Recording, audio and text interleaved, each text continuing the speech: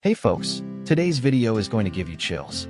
If you're ready for a powerful, real-life story that'll hit you right in the feels and leave you inspired, then stick around and watch till the end. Imagine this.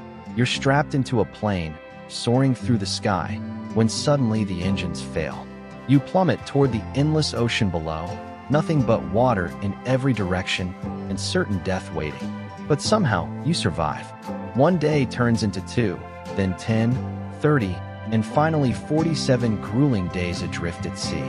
No food, no fresh water, no sign of rescue. Just the relentless sun, circling sharks, and fading hope. And when rescue finally comes, it's not salvation. It's capture by the enemy, followed by brutal imprisonment where you're beaten daily until your very soul shakes. Now, ask yourself, who among us wouldn't beg for death in that moment? Who wouldn't shatter under the weight?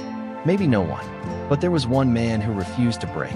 He was kicked out of school as a kid, turned into a troublemaker the cops chased down the streets. Yet, from that chaos, he sprinted his way to the Olympic track, where the world's elite athletes compete, and etched his name in history with a record-breaking performance. He stood against the tyrants of World War II, battling Germany and Japan, facing down the infamous dictator Adolf Hitler himself. This man's journey teaches us that true strength isn't in your muscles, it's in your unbreakable spirit. This is the story of Olympic runner Louis Zamperini, a guy who could have crumbled but chose to remain unbroken. Let's dive in. The tale starts back in 1917, amid the chaos of World War I, when America was a melting pot of immigrants facing prejudice on every corner. In a quiet town called Torrance, California, a scrawny boy is born to Italian parents. His name? Louis Zamperini.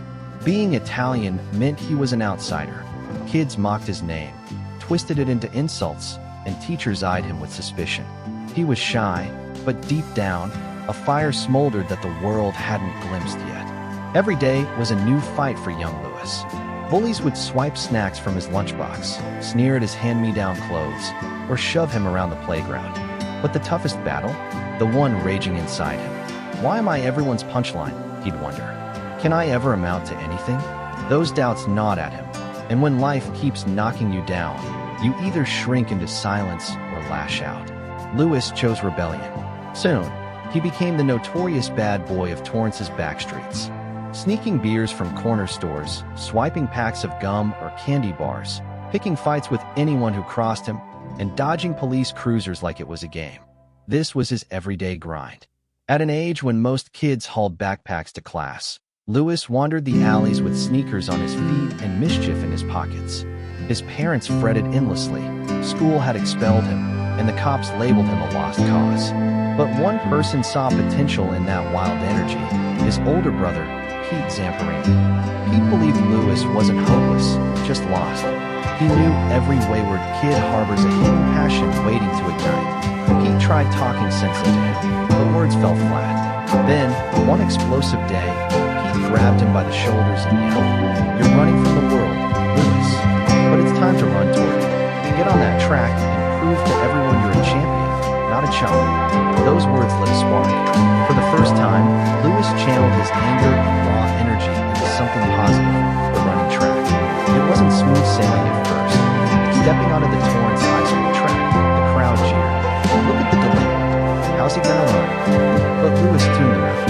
He bombed his debut race, finishing dead last.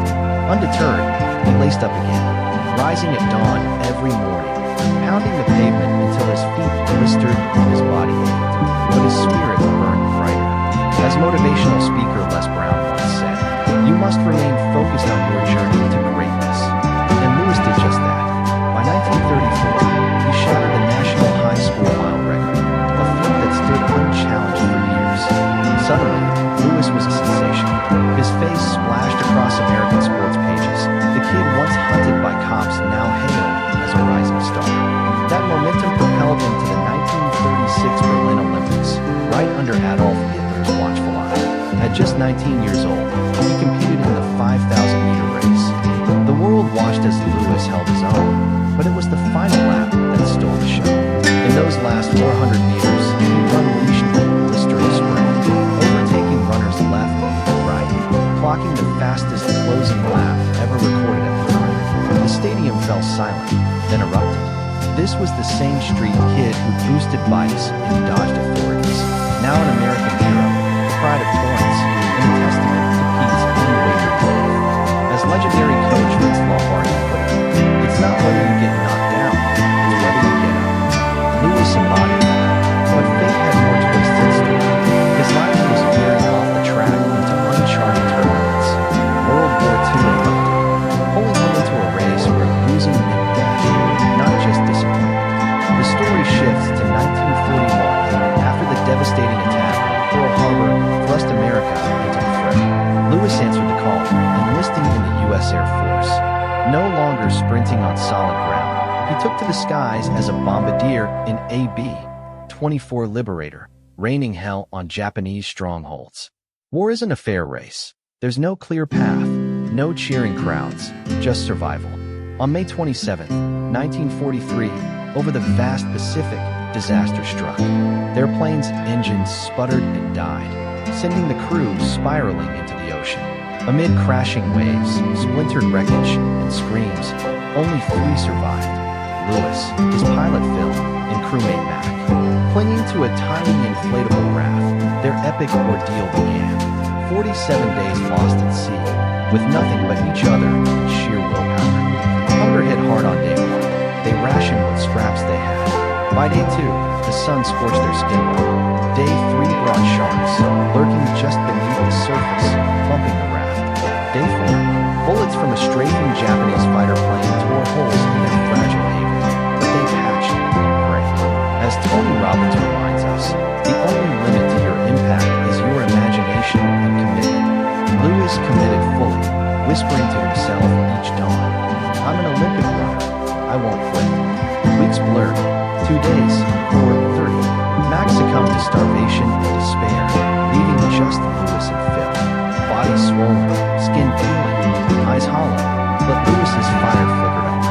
Then, on day 47, a Japanese vessel spotted them. Rescued? Hardly. As enemies, they were hauled aboard, interrogated, and shipped to a brutal POW camp. Conditions were hellish. Forced labor from dawn to dusk, starvation rations, constant abuse. Worst of all was the sadistic guard nicknamed the Bird, who targeted Louis relentlessly, beating him savagely because he was an American Olympian, a symbol of defiance. The Bird aimed to crush him, but Louis held firm. As he later reflected, they broke my bones, but not my will. In the depths of that torment, Louis clung to survival, vowing to share his story someday. For 2 agonizing years, he endured disease, hunger, beatings, and psychological warfare. Yet, he emerged unbroken. Finally, on September 2, 1945, World War II ended, and Louis was free, a survivor who outrun death on every front. But brother, the battles weren't over. The real war now burned inside. Post-traumatic stress disorder, PTSD, ripped Louis like a vice. Back home, the world hailed him as a hero, parades, media spotlights, handshakes from admirers. But nights brought nightmares, the Bird's face haunting him, reliving every lash, every humiliation. The man who'd sprinted to glory now drowned his pain in booze, lashing out in rage, nearly destroying his marriage to Cynthia.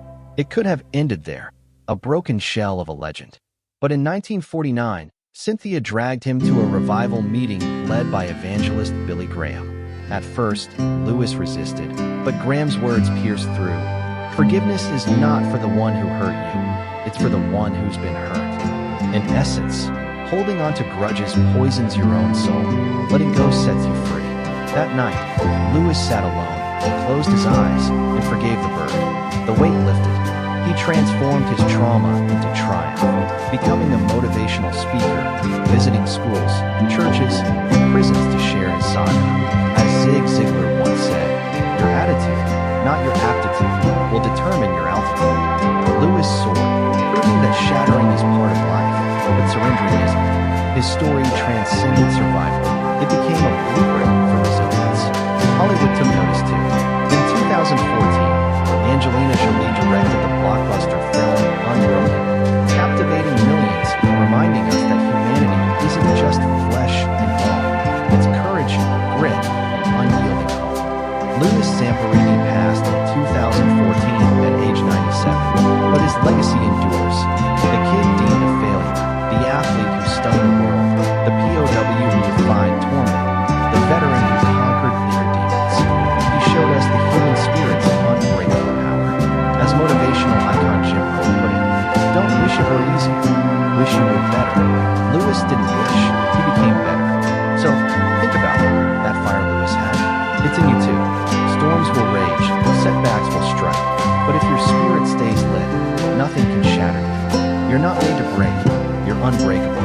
What's your takeaway from Louis's epic journey? Drop it in the comments below. Stay strong, keep pushing, and remember, you've got this. God bless.